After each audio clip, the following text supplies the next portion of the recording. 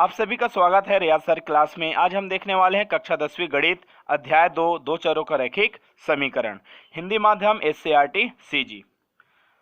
अध्याय 2 में प्रवेश करने से पहले जो शीर्षक दिया गया है दो चरों का रैखिक समीकरण, ठीक है, इसको हम पहले समझ लेते हैं। तो चलिए हम देखते हैं लास्ट जो दिया है समीकरण समता के कथन को समीकरण कहते हैं। समता मतलब कौन सा? बराबर वाली कथन, ठीक है।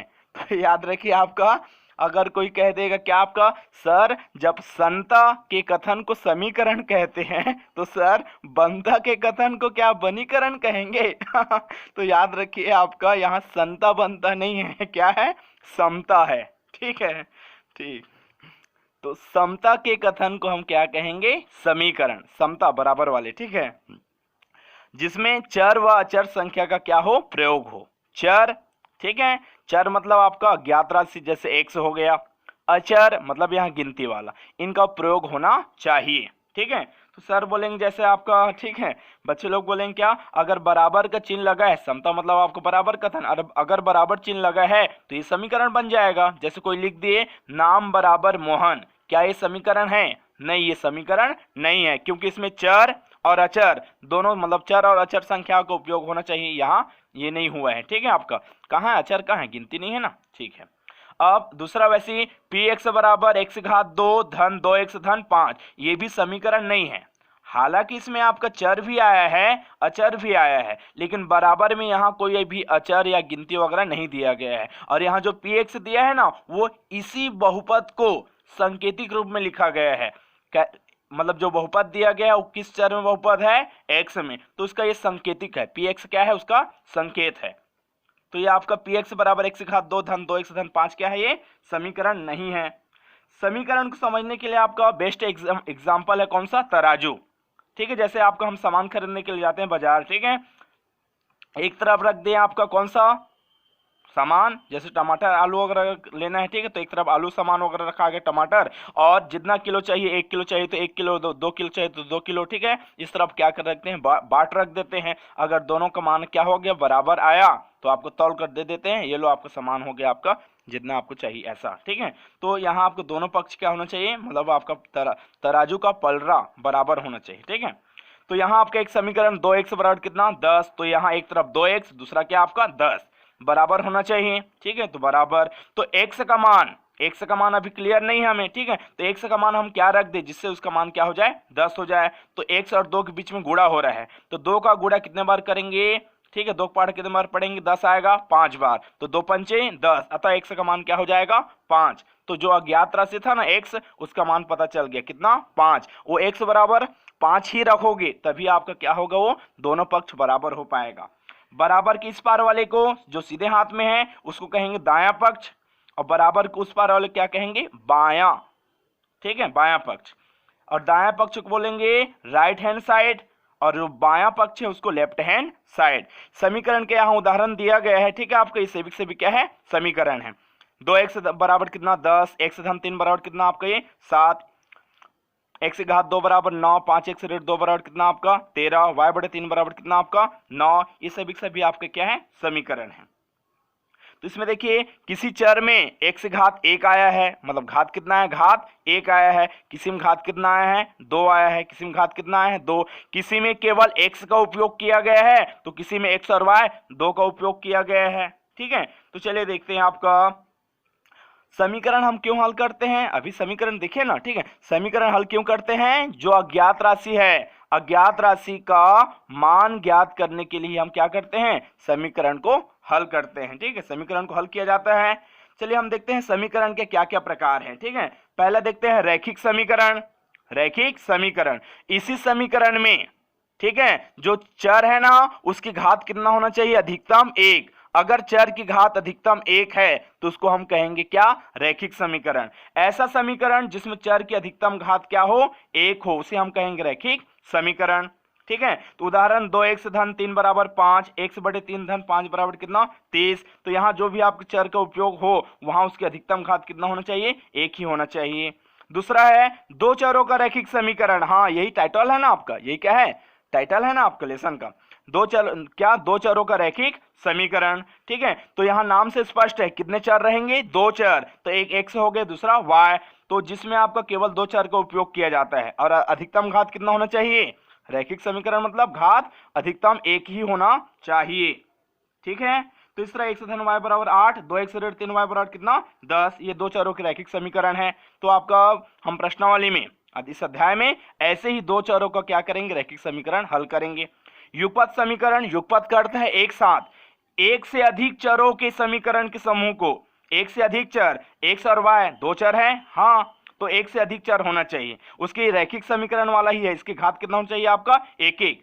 तो एक से अधिक आपके चरों के समीकरण का आपका जो समूह है उसको हम कहेंगे क्या, युगपत समीकरण। 2x धन 3y बराबर 8, 3x ऋण 5y बराबर कितना 1, x धन y बराबर 6 और x बराबर कितना y। चलिए अब हम देखते हैं आपका एक चर वाला आपका रैखिक समीकरण, उदाहरण पेज नंबर आपका 30-31 पाठ्य पुस्तक में। प्रश्न आपको जैसे देखते हैं क्या बोला गया है, सलमा का अंक, प्रश्नानुसार क्या बोला जा रहा है, प्रश्नानुसार सलमा का अंक, सलमा का अंक कितना है, सलमा का अंक रीमा के अंक से दो अधिक, रीमा का जो भी अंक है ना उस अंक से कितना है, दो अधिक, मतलब दो ज्यादा है। ठीक है, तो यदि हम जानना चाहते हैं कि सलमा का अंक कितना है तो पहले हमें रीमा का अंक पहले जानना पड़ेगा, उसके बाद हम दो जोड़ेंगे तो सलमा का मान, सलमा का अंक पता चल जाएगा। तो रीमा का अंक पता है क्या, नहीं, तो चलिए हम ऊपर मान लेते हैं, माना रीमा का अंक, माना रीमा का अंक कितना है, x है, कितना है, x है, तो चलिए रखिए रीमा का अंक हो जाएगा x, धन का धन, दो का दो। ठीक है, ठीक, अब उसके बाद आगे बढ़िए, प्रश्नानुसार बोला गया है इसमें सवाल में दोनों के अंकों का योग कितना है, 14। प्रश्नानुसार सलमा का अंक धन रीमा का अंक कितना है, 14। तो सलमा का अंक कितना प्राप्त हुआ, सलमा का अंक x धन 2, तो उसके जगह हम लिखेंगे x धन 2। रीमा का अंक कितना माने हैं, x बराबर 14। x को पास पास में रखेंगे, x और x जोड़ेंगे, जैसे पेन और पेन कितना हो जाएगा, दो पेन दिखाना, जैसे पेन और पेन जोड़ेंगे मतलब दो बार रहेगा, अगर पेन पेन दो पेन, वैसे यहाँ x एक बार है, ये भी एक बार है, तो एक बार दो बार जोड़ेंगे तो जी x कितना हो जाएगा, 2x। दो किसमें, धन में, पक्षांतर करेंगे तो ऋण में, 14 में दो गए कितना आ जाएगा, 12, फिर यहाँ आपका 2x है। ठीक है, x का मान ज्ञात करेंगे, दो का गुणा हो रहा है तो यहाँ भाग, दो छक्के 12, x का मान कितना मिल गया, 6, और x जो है किसका अंक है, रीमा का, तो रीमा का अंक, रीमा का अंक अर्थात रीमा को कितना मिला, 6। तो बताइए सलमा, सलमा का अंक कितना था, सलमा का अंक x धन 2 था ना, तो x धन 2 बराबर x का मान 6 और 2 आपका ज्यादा, 6 2 8। तो इस तरह देखिए हम आपका रीमा व सलमा दोनों के अंक ज्ञात कर लिए।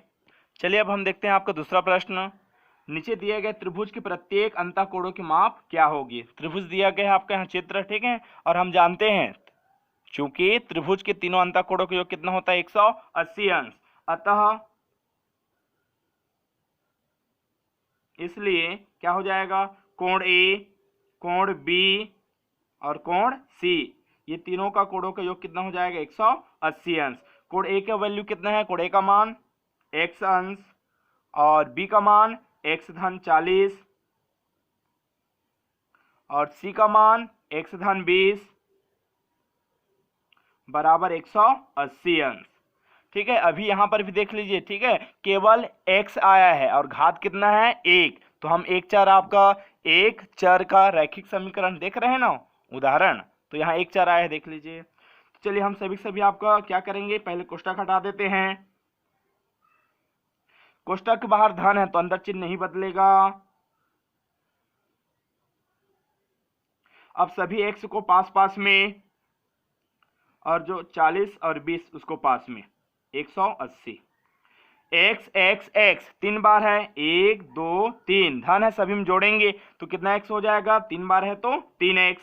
40 और आपका 20 को जोड़ेंगे कितना हो जाएगा 60, 180 का 180, 3x बराबर 180। यहाँ 60 किस में है, धन में, तो वहां ऋण में। याद रखिए यहाँ जो गिनती आया है ना सभी सभी क्या है, अंश है, क्योंकि कोड की माप क्या लेना है, अंश में। ठीक है, तो ये सभी सभी आपका क्या है, अंश। 60 में भी 180 सब में अंश लगेगा। चलिए x का मान ज्ञात करेंगे। ठीक है, दोनों घटाएंगे कितना आ जाएगा 120। फिर 3 का यहाँ गुणा हो रहा है तो यहाँ पक्षांतर करेंगे क्या हो जाएगा, भाग। तो x का मान हो जाएगा 3 एकम 3, 3 चौके 12, शून्य का शून्य। तो x बराबर कितना मिल गया, 40 अंश। अतः त्रिभुज ABC के अंतः कोण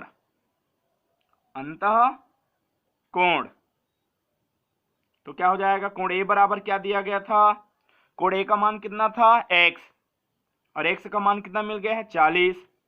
B का मान कितना था x धन 40, तो x का मान रखिए आपका 40 मिल गया है। ये x की जगह में है ना 40, बगल में धन 40 और है, तो 40 40 जोड़ेंगे कितना हो जाएगा 80 अंश।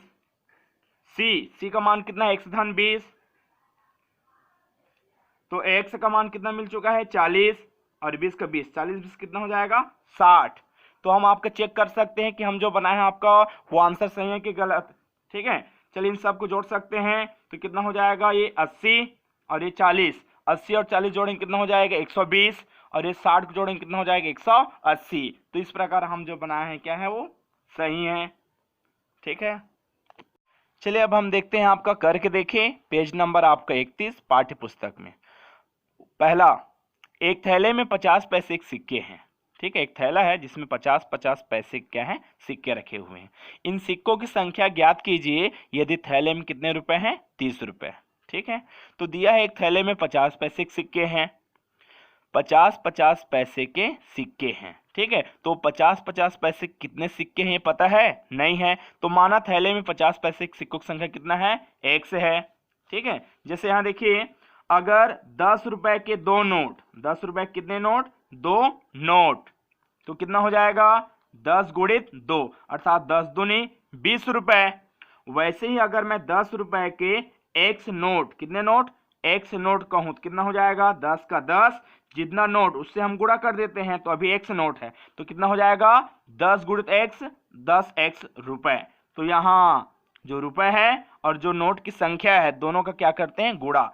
तो वैसे यहाँ आपका 50 पैसे हैं और सिक्कों की संख्या कितना है, x, तो इस तरह आपका थैले में कुल कितने पैसे हो जाएंगे, 50 गुणित x अर्थात 50x। प्रश्नानुसार बोला गया है थैले में जितने भी पैसे हैं उन सब पैसे को आपको मतलब जोड़ने पर कितना प्राप्त होता है, 30 रुपए। ठीक है, तो थैले में पैसे हैं इकट्ठा 50x, यही 50x जो है ना आपका 30 रुपए के बराबर है, तो 30 का 30 रुपए को हम आपको पैसे में बदल दिए, 1 रुपए बराबर 100 पैसे। तो x का मान ज्ञात करेंगे, 50 का गुणा तो वहां पक्षांतर करेंगे, भाग हो जाएगा, पूरे एक बटे में शून्य शून्य कट गया, 5 एकम 5, 5 दूनी 10, तो 30 और 2 बचा है, 30 और 2 गुणा करेंगे, 30 गुणा 2 करेंगे कितना हो जाएगा 60। तो अतः थैले में 50 पैसे सिक्कों की संख्या कितना हो जाएगा 60। चलिए अब हम आपका देखते हैं, करके देखेगा आपका दूसरा प्रश्न। एक समकोण त्रिभुज के एक कोण के माप कितना है, 60 अंश है, तो दूसरे कोण की माप ज्ञात कीजिए। तो नाम आया किसका, समकोण त्रिभुज का, और हम सभी जानते हैं समकोण त्रिभुज की परिभाषा क्या है आपका, ऐसा त्रिभुज जिसका एक कोण की माप क्या हो, 90 अंश हो। तो यहाँ समकोण त्रिभुज का नाम तो आया है, तो एक कोण क्या हो जाएगा 90 अंश का, और दूसरा दिया है 60 अंश, तो यहाँ दूसरा हो गया। तीसरे कोण का मान ज्ञात करना है, तो हम जानते हैं त्रिभुज के तीनों अंतःकोणों का योग कितना होता है, 180 अंश। अतः कोण A, कोण B, कोण C, इन सभी का योग 180 अंश। A का मान पता नहीं है, B का मान 90 और A आपका C का मान 60 है। 90 और 60 जोड़े 150, 150 यहाँ धन में, पक्षांतर करेंगे क्या हो जाएगा ऋण में, तो 180 में से 150 घटाएंगे कितना आ जाएगा 30। अतः आपका समकोण त्रिभुज के दूसरे कोण का माप कितना हो जाएगा आपका 30 अंश। चलिए अब हम देखते हैं आपका करके देखेगा आपका प्रश्न क्रमांक तीसरा। पिता की आयु पुत्र की आयु की क्या है, दोगुनी है, तो दोनों की वर्तमान आयु ज्ञात कीजिए। ठीक है, तो प्रश्नानुसार बोला गया है पिता की आयु, तो पिता की आयु कैसा है पुत्र की आयु का दोगुनी। ठीक है, तो पुत्र की आयु का हम क्या किए, दोगुनी कर दिए, दो गुणे कर दिए। ठीक है, तो यदि हमको पिता की आयु चाहिए तो पुत्र की आयु हमको पहले जानना पड़ेगा, उसके बाद जैसे उसमें हम 2 का गुणा करेंगे ना तो पिता की आयु मिल जाएगा। तो पुत्र की आयु पता है नहीं, तो हम यहां मानेंगे, माना पुत्र की वर्तमान आयु कितना है, x वर्ष है, तो पुत्र की आयु की जगह हम लिखा जाएगा x और 2 का 2, 2 गुणित x करेंगे कितना हो जाएगा आपका 2x। तो अतः ठीक है, पुत्र की वर्तमान आयु हो जाएगा x और पिता की वर्तमान आयु कितना हो जाएगा 2x वर्ष।